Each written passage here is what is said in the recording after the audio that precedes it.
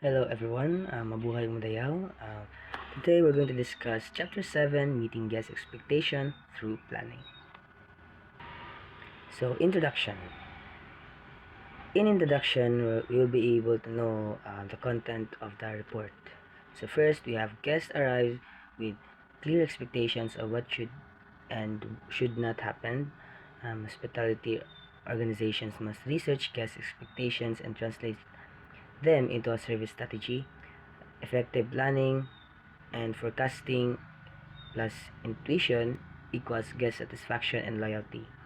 So the main goal of this report is to meet or exceed guest expectations consistently. So we have learning objectives. So we'll be able to learn, understand the three generic strategies, describe the hospitality planning cycle, assess environmental and internal factors, forecast future trends, develop service strategies and action plans, and lastly, we have involved employees in planning. So we have three generic strategies by Michael Porter. So first we have low-cost provider, and second we have differentiated products or service, and lastly we have market niche strategy. So we have low-cost strategy. It says that provide similar service at a lower price. So the focus of this strategy is to minimizing operational cost. Example, Southwest Airlines Model 6 Walmart. But this strategy has its own risk. So the risk of this strategy is lower cost may reduce service quality. So the rest of the topics will be discussed by my members. Differentiation strategy. Differentiation means making your business stand out by offering something special that others don't have. This strategy focuses on creating unique features or memorable experiences so customers will remember your brand and prefer it over others. For example, is a hotel that has themed rooms for your breakfast or a one-of-a-kind design like the I Hotel in Sweden is different from ordinary hotels because of the special features guests choose them even if there are many other hotels around. Market niche strategy means targeting a specific group of people instead of trying to serve everyone. The goal is to meet the needs of a small but clear group of customers who want something special or specific. For example, is a tour company that offers only cycling tours. Another example is a theme park made only for kids. And the last example is airlines like JetBlue and Southwest that focus on short, low-cost flights. Combining strategies. Combining strategies, some companies mix different strategies to create even better value for customers. The most common combination is low cost plus differentiation, which means offering affordable prices while still giving something special. An example is Southwest and JetBlue offer low fares, but they also give friendly service, comfortable flights, and good customer treatment. So customers feel they get both savings and quality. Reinventing the industry means creating something new that changes the whole market. Instead of copying others, the company introduces a new idea that becomes a trend. For example, it's the Disneyland created the first real theme park. Before that, nothing like it existed. Because of this invention, the entire amusement industry changed and followed Disneyland's example. Superior service quality means giving excellent service consistently so customers feel valued and satisfied. These include friendly staff, quick assistance, clean facilities, and good communication. A business with high service quality makes customers return and recommend the place to others. For example, is a hotel where staff greet customers warmly, respond quickly to requests, and maintain clean rooms creates a strong positive impression. The hospitality planning cycle. This section defines the core purpose of planning in the hospitality industry. Organization must constantly study what customers want now and in the future to remain competitive. Planning requirements, understanding current expectation, analyzing present customers' need and feedback. Predicting future expectation, anticipating emerging trends, demands, and shift in the market. Preparing strategies to deliver value, developing and implementing plans to meet this expectation and deliver superior customers' value. Looking around external. This is the assessment of the environment outside the organization, identifying opportunities. So next is changing technology. Changing technology refers to a new innovation and digital tools that transform how business operation and how customers expect to be served. Innovations that means improve efficiency and customers experience. Self-check-in chaos, spread or serve and reduce staff workload. Mobile booking means makes reservation easier and faster. AI and automation streamline operation and reduce errors.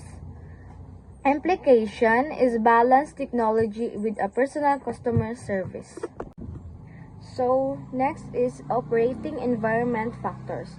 So operating environment factor are immediate and direct forces that affect a business day-to-day operation. They include customers, competitors, suppliers, labor conditions, and access to credit, which directly influence daily performance and decision. So competitive position, that means how strong the business is compared to rivals. Second is customer profiles, which means characteristics and preference of customers. Supply reliability, consistency of receiving ended materials, while credit access is ability to obtain loans and financial support. Labor market conditions means availability and cost of skilled workers. So next is forecasting the future. Forecasting the future is a process of predicting upcoming trends and changes to help business plan ahead and make better decisions. It looks at factors like demographic, technology, economy, competition, and unexpected events that may affect future operation. So demographics. What is demographics? Demographics is a changes in population affect markets and workforce. Technology.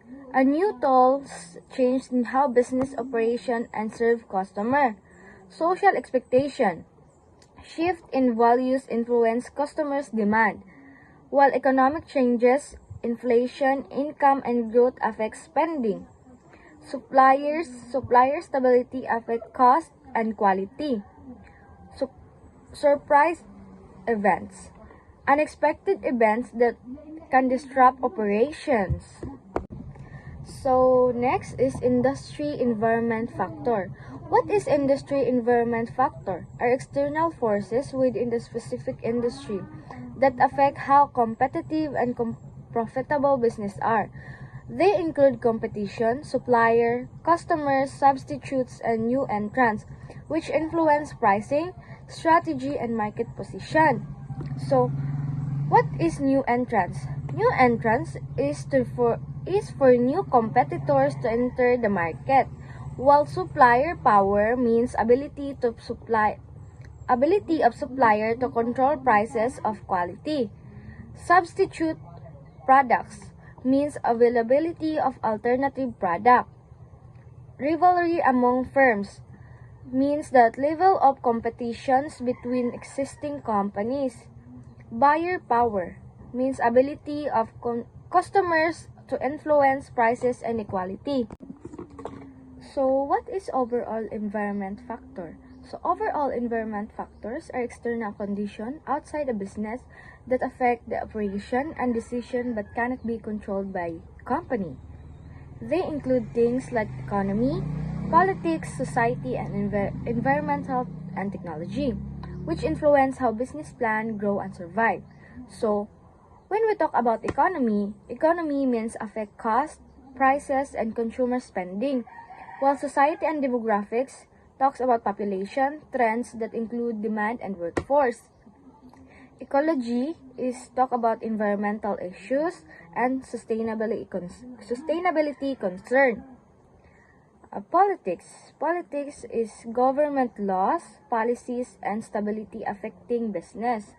While technology is talk about new tools and environmental that change operation. Next is changing demographics. What is changing demographics? Refers to a shift in population characteristics such as age, generation, and lifestyle that affect markets, workforce, and customers' need. Aging population and baby boomers is a large market with a strong buying power. Gen X and Gen Y, Gen Next is a future workforce skills in digital technology. Implication. What is implication? Is a marketing must be tailored to each age group. Changing technology, so innovation, proven inspiration, and guest expectation. Sample self-check-in kiosk like airport passenger use self-check-in kiosk to enter their booking reference, select seats, and print their boarding pass. In hotel guests use self-check-in kiosk in the lobby to confirm their reservation. Mobile booking. Example, travel uses a hotel's mobile app or booking app like Agoda or Booking.com on their smartphone to reserve a hotel room, choose dates, and pay online. An airline passenger books a flight and select a seat using their mobile phone instead of visiting a travel agency or using a computer. AI and automation example in hotel AI powered chatbots automatically answer guest inquiries, handle bookings, and provide recommendations 24/7 in airport.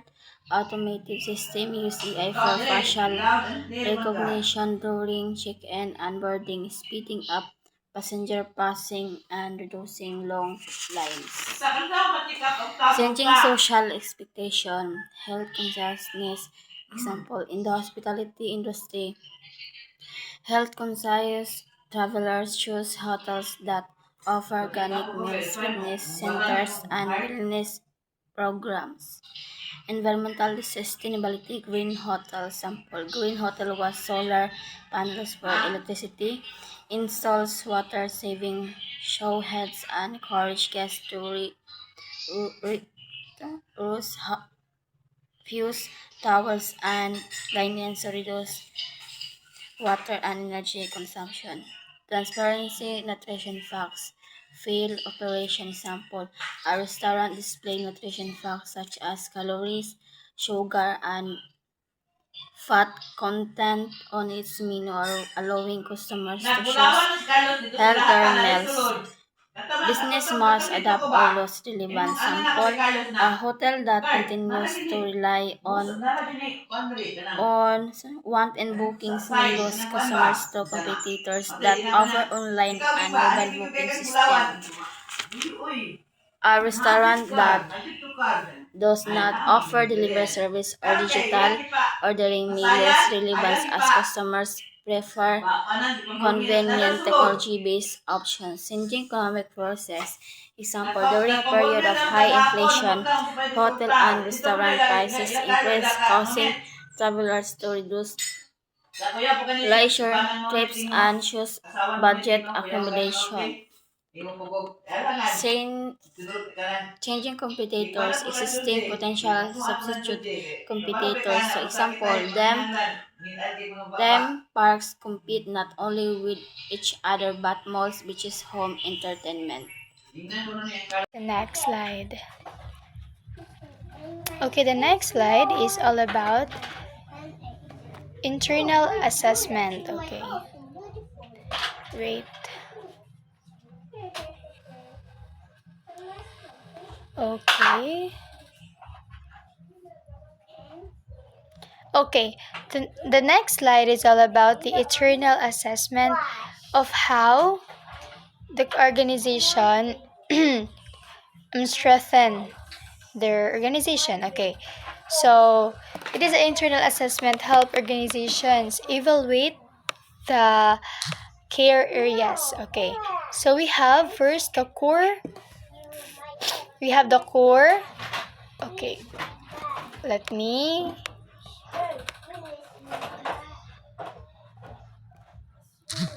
Okay, so an internal assessment it is help the organization evaluate the care area. So before making decision or strategies, a company needs to know what is the good at and what is it owns.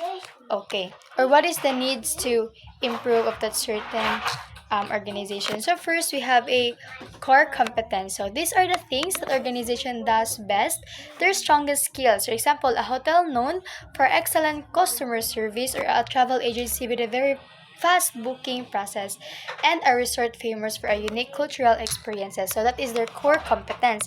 And also the assets, these are the resource of the things that organization owns or owns organization like mga buildings, hotels, rooms, mga equipments and everything.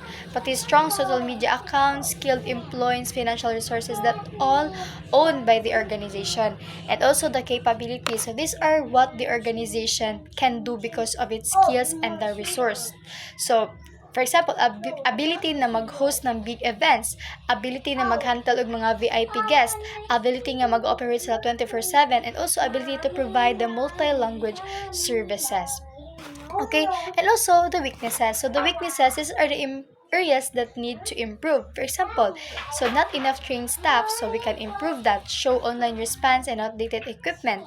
Low customer satisfaction in some areas. So that is part na ay weaknesses. So every company man go sa strength and also na try weaknesses. So example, or next, for example, this next brand strength. So this is how strong or popular the company's name or reputation. A hotel with high ratings in Google and TripAdvisor. So example, a travel agency known for safe and adorable tours. A resort with many loyal returning guests. So that is a brand strength or a strength niya. So this slide is about internal assessment or internal audit. So this process allow tourism organization to check their own strength and also their weaknesses. They evaluate their core competence, meaning these things do ang ilahang best ba. They also look sa mga assets, their assets like buildings, equipment, or staff. So next, they check their capabilities or mga capabilities nila or what they are able to do as a company or as an organization. They are also identify their weaknesses so they can note to how to improve and asa sila dapat mag-improve. Lastly, they assess their brand strength or how strong their reputation is. Okay. By doing internal assessment, guys, an organization can make better decisions and become more competitive in the tourism industry. Okay, so why core competence matters? So core competence, they give a company competitive and advantage, something special that other companies cannot easily copy. So example here is a Marriott, so managing lodging facilities. So Marriott's strength in running hotels very significantly. So they are good at maintaining clean, experienced guests, also professional, highly trained staff, and high customer satisfaction. So this is plain core competence. So core competence, guys, are the unique skills and kanang strength that give an organization a competitive advantage because these are the things a company does better than others. So and they help build a strong reputation. For example, Marriott's core competence managing lodging facilities. They are very good in handling hotels globally. So mga yun ang so overall core competence help tourism organizations stand out and become more competitive in the industry. Okay, so we have also the vision and mission of this organization. So the two important statements that guide how company operates and what is the aims to achieve. Of course, every organization or businesses had their own vision and also mission and the core values. So what is the mission? So the vision rather. So the vision describe what the organization wants to become in the future or ang ilahang panlantaw sa ilang business or sa ilang organization. It is a long-term inspirational, which means long-term or panghabang buhay or pangmatagalan na siya. It shows the organization dream, ideal, future, or a big goal. So, muna siya ang vision. And the mission is describes what the organization does today and achieve its vision. So, it focuses on the company's purpose sa inyong company or sa organization or sa business, activities, and strategies. It is explained how organization will reach its future goal, why this matters. So this help the organization stay focused. They guide employees and leaders in making decision. Okay, so this help also customers understand what the company stands for. Okay, for example, a McDonald's as shown in the slide. So the vision of the McDonald's is to be the world's best quick service restaurant experience. And also, ang ilang mission is to provide customer high quality food, superior service in a clean, welcoming environment. So, muna siya ang mission and also ang vision. So, muna siya kung unsa ang inyong panlantaw, kung sa inyong kanang gusto ma-achieve sa inyong organization. So, this slide shows the difference between organization, vision, and a mission. So, the vision, guys, tells us where the company wants to be in the future, in the long-term dream. Meanwhile, guys, ang mission is explain what the organization does today to reach that dream. Okay, so muna siya ang pasabot sa vision o sa mission. Okay, this slide, it summarizes the key factors that lead to hospitality success. So it highlights that for hotels, resorts, restaurants, and any service-based business, success depends on the 4 elements. So what is that 4 elements? So first, we have a planning strategically. So strategic planning means setting goals, identifying resources, and also preparing long-term plans to improve operations and customer service. Example, a hotel plans its peak season strategy nga mag-increase ang ilang staff ug improve ang ilang amenities and launching promotions para maka-attract og more guests during holidays. So, a restaurant prepares upcoming food trends and adjusts the menu months ahead. Why does it matter, guys? Because without planning, manggo, the business reacts to problem instead of kanang i-prepare siya. So, that is a strategic planning. Next element is the understanding trends. So this means keeping up with the guests currently, like such as a new services, technology, or travel preference. Okay, so why does it matter man nga maging ano ka sa trend? It's because lisod kay mabiyaan ka sa panahon or imong mawala kay competitive ana ba sa other nga company. So example, many hotels now offer contactless check-in because modern travelers prefer digital convenience. So, na siya. Understanding trends help a business stay relevant and also stay competitive. And the third element is adapting to change. So, the hospitality industry changes fast due new customer expectations, technology, global events like pandemic, di ba?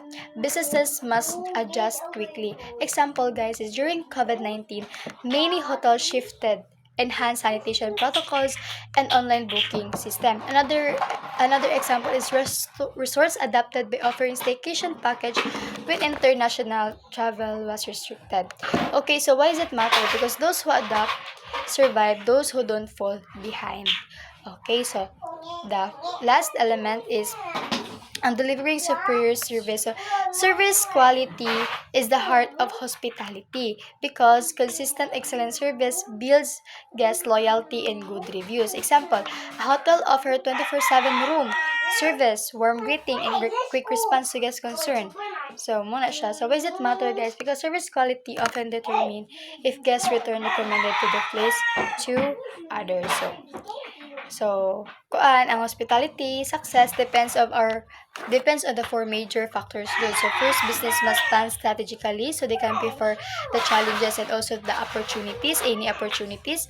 Second, they must just understand the current trends to stay attractive and also to stay competitive. Third is they need to adapt to change, especially in the industry that constantly involves. And finally, providing superior service is essential because guest satisfaction is that what drives loyalty And positive reviews gikan sa tuang guests or sa mga feedbacks nila. So overall guys, is meeting guest expectation requires constant innovation and a strong alignment with a future demand.